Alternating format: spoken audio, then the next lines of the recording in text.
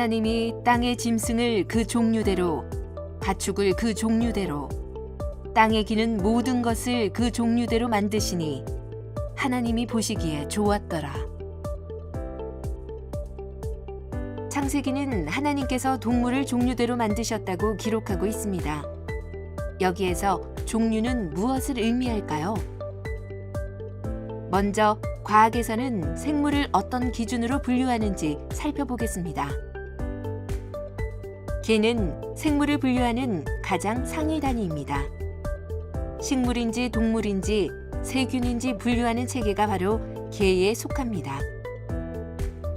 무는 개의 하위 단계로 척추를 가진 동물인지 척추 없이 곤충 같은 마디로 이루어져 있는지 등으로 분류합니다. 강은 포유류, 양서류, 파충류, 조류, 어류 등을 분류하는 체계입니다. 목은 강에 비해서 훨씬 자연적으로 이루어진 군이 많습니다. 인간의 경우 영장목이라고 합니다. 과는 강의 하위 단계로서 고양이과, 객과, 곰과 등이 있습니다. 속은 유전적, 계통적으로 매우 밀접한 관계가 있는 그룹으로 이루어져 있습니다. 객과에는 12개의 속이 있습니다. 마지막으로 종은 가장 하위 분류 단계로 은여우의 경우 11개의 종과 함께 여우 속에 속해 있습니다. 과학에서는 이처럼 다양한 기준으로 생물을 분류하고 있습니다. 그렇다면 창세기 1장에서 말하는 종류대로는 어떤 분류 체계에 속하는 걸까요? 일부 사람들은 성경의 문자 그대로의 해석을 받아들입니다. 이들은 창세기의 창조 기사는 하나님께서 모든 생물을 종대로 창조하셨으며 지금까지 진화는 없었다고 주장합니다. 한편 이들은 생물의 종 안에서 이루어지는 소진화는 받아들이고 있는데요. 치와와처럼 조그마한 개부터 세인트 버나드 같은 대형 견까지 이 지구에는 다양한 종류의 개들이 존재합니다. 이렇게 개라는 종 안에서 다양한 형태로 변화하는 것을 소진화라고 합니다. 반면 종을 뛰어넘어 다른 종으로 분화하는 것을 대진화라고 합니다. 그런데 대진화를 받아들이지 않는 해석은 한 가지 논리의 결점을 지니고 있습니다. 창세기에는 노아의 방주 안에 모든 동물이 암수 한 쌍씩 종류별로 탔다고 기록하고 있습니다. 현재 지구상에 현존하는 동물은 150만 종에 이릅니다. 길이가 400m가 넘는 현재의 유조선조차도 이 동물들을 다 태울 수는 없습니다. 노아의 방주를 현대 단위로 환산하면 길이는 135m에 불과합니다. 이런 이유로 문자적 해석을 주장하는 사람들은 노아의 방주에 오른 동물들의 수를 줄이려고 했습니다. 어류는 당연히 방주에 탈 필요가 없고 양서류는 물론 악어나 바다거북 같은 수상포유류도 방주에 승선할 필요가 없었다고 주장합니다. 그러나 이런 식으로 종류를 줄인다 해도 방주 안에 모든 동물이 들어가기에는 턱없이 부족합니다.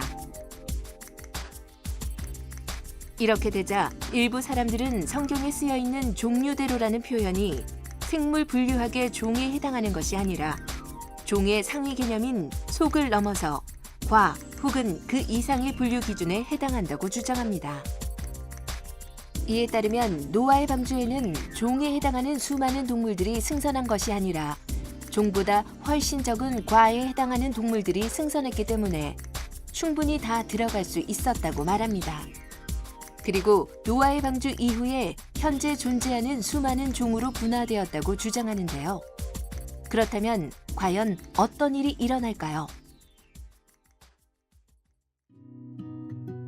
노아의 홍수 이후 약 4,000년의 시간이 흘렀다고 가정했을 때 노아의 방주에 승선한 객과 동물 한 쌍이 현재 존재하는 다양한 객과의 동물종으로 분화하려면 평균 22년에 한 번씩 종 분화가 일어나야 합니다. 즉, 우리는 22년 만에 여우와 늑대가 분화되고 여우에서 너구리가, 늑대에서 고요테가 갈라지는 것을 관찰할 수 있어야 하는 겁니다. 과연 인류사에서 이러한 현상을 발견할 수 있을까요? DNA가 결국 DNA가 바뀌면 종이 달라지는 것이죠. 그런데 지구 6,000년 또는 4,000년 역사 가운데 DNA가 얼마나 바뀔까?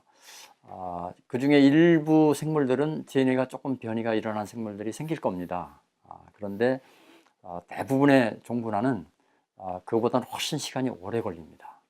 그걸 이제 생물학에서는 어떻게 알게 되었느냐면, 생물 개체들이 세대가 이어질 때 DNA가 얼마만큼 바뀌는지를 실험적으로 관찰합니다. 우리가 관찰할 수 있는 거는 그렇게 오랜 시간은 아니죠. 근데 이제 빠르게 번식하는 생물들 경우에, 예를 들면 이제 쥐, 물고기나 곤충들은 꽤 빠르게 이렇게 세대가 이어지니까 그런 생물들을 가지고 관찰을 해보면, 그러면 한 세대에서 다음 세대 이렇게 이어질 때 몇 퍼센트 정도 이제 DNA에 변이가 일어나는지, 이런 유전자의 재조합이 어느 만큼 진행이 되는지를 평균적으로 이렇게 측정을 할 수가 있습니다. 근데 그렇게 측정을 해보면 하나의 생물 종이 다른 생물 종으로 바뀌는데 걸리는 시간을 평균적으로 이렇게 따져보니까 대략 최소 500만 년 정도 시간은 걸려야 DNA가 변이가 일어나고, 그다음에 그게 결국 종분화로 이어질 수 있다.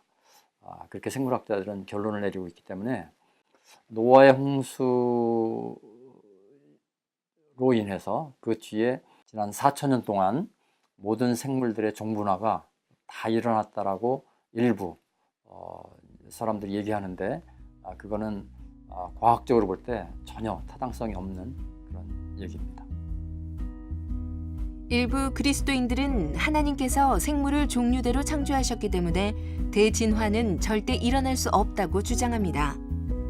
그러나 한편으로는 성경 말씀을 과학에 억지로 끼워 맞추기 위해 급격한 종 분화를 주장하기도 합니다.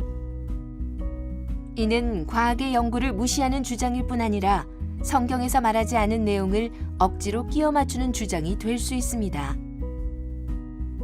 노아의 방주는 하나님의 심판과 사랑이라는 신학적 메시지를 담고 있습니다. 그러나 노아의 방주에서 급격한 진화가 일어나다는 과도한 해석은 과학을 잘 모르는 사람들에게 잘못된 지식을 주입할 뿐 아니라 과학을 잘 아는 이들에게는 성경의 신뢰성을 떨어뜨리는 결과가 될 수 있습니다. 이로 인해 노아의 방주가 주는 신학적 메시지마저 의미가 왜곡된다면 이는 결코 성경이 의도한 결과가 아닐 것입니다.